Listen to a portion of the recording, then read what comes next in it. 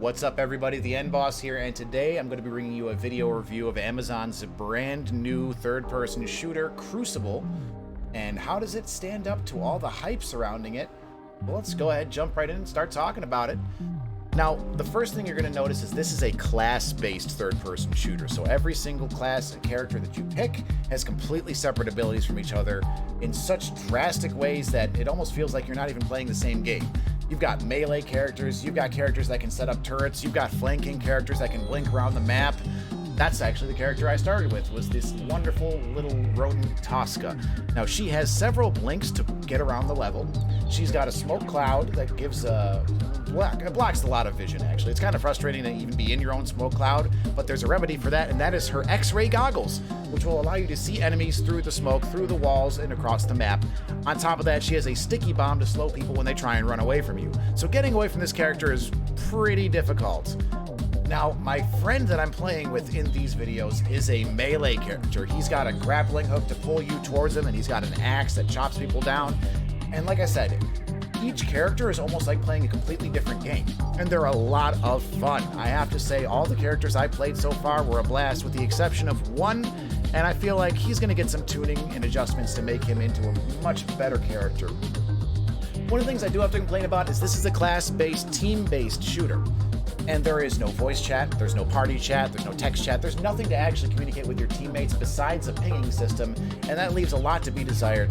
Recently they did say, however, they're going to be adding that, but for a 1.0 full launch of the game, I expected that to be in there at the beginning. The second thing I want to talk about is the game modes. You have 3 different game modes. This one was the one I had the most fun in. It's an 8v8 capture point, like domination if you were playing Call of Duty. If you hold 3 points, you're good. Here we're actually holding 4 points. Not trying to flex or anything, but we did pretty good last night.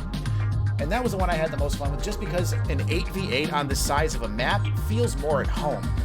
The other game modes are all either 4v4 or 2v2, v2, v2, and it's just, frankly, it's too big of a map. Now, the 2v2v2 game mode is actually their Battle Royale take, and they had a lot of new systems that they put in there for it that I thought were pretty unique. Most Battle Royales now have been trying to push towards a respawn system, which, I like the idea that when you're down, you're not really out. There's a chance to be brought back into the game because nobody likes watching their friends play. I mean, it's like, come on here. This game kind of tackles it in a different way. If you have a 2v2 battle and I get killed, but my teammate kills one of theirs, you can actually team up, and now you will be a team again until the final circle, at which point it breaks your temporary alliance and you are forced to fight to the death. That's a pretty cool take on a game mode. I enjoyed it. The other one is the capture the heart mechanic. Now, throughout the levels, every single game mode has PvE, which, if you're not familiar with what that is, that's player versus the environment. It's computer-controlled enemies that will roam the map.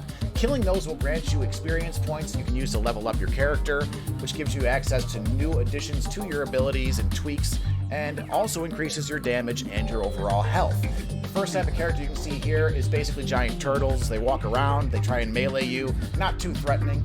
The other ones are spitters that spawn up out of the ground and shoot range attacks at you. And then last but most certainly not least is the hive, which is the mother of all of the creatures. It spawns up, able to fire homing artillery shells at you, which are pretty easy to dodge. I'm not gonna lie, the PvE in this game just feels like it's more time spent than it is an actual danger to your character. Now, in that Capture the Hive mode, you have to kill 3 hives, capture 3 objective hearts that drop from those hives, and then you win. Again, it's a 4v4, and the map is so titanically huge with no actual storm mechanic like in Fortnite or ring mechanic like in Apex to force people into fights. The only time I actually saw enemies was at these hives. So that kind of left me a little bit bored for most of the game. I'd run around, kill some of the NPCs, farm up some XP, maybe someone would show up. I think that the map being more maps basically is what I'm looking for. This just one map is way too big for a 4v4 environment. Maybe I'm wrong. Maybe as more players get more familiar with the map, we'll see a lot more fights and objectives and whatnot, but like I said, it's day one. I don't want to be too critical of it, but it's also a 1.0 release. When you say that this is your 1.0 release, you're submitting this for a grade, and well, I know you've all been waiting for it. I will give the game a 7 out of 10. Because currently, as it stands, there's a lot of missing elements. Like I said, the party chat, the voice chat. Where are these things that are very necessary for a competitive shooter?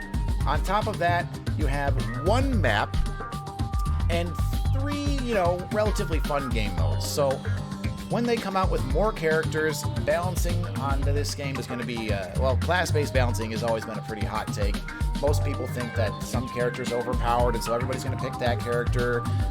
Everyone's going to watch that character get nerfed into the ground and pick another character. So we're going to see what they do as far as balancing goes on this game.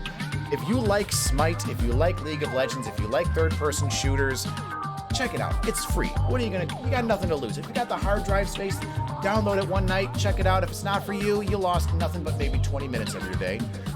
Like I said, I really enjoyed the game. I fully expect to be playing some more of it and watching as the patch and content comes out for it. I hope you guys enjoyed this video review. Again, I am the End Boss. Feel free to like, subscribe, and follow, and have yourselves a wonderful day.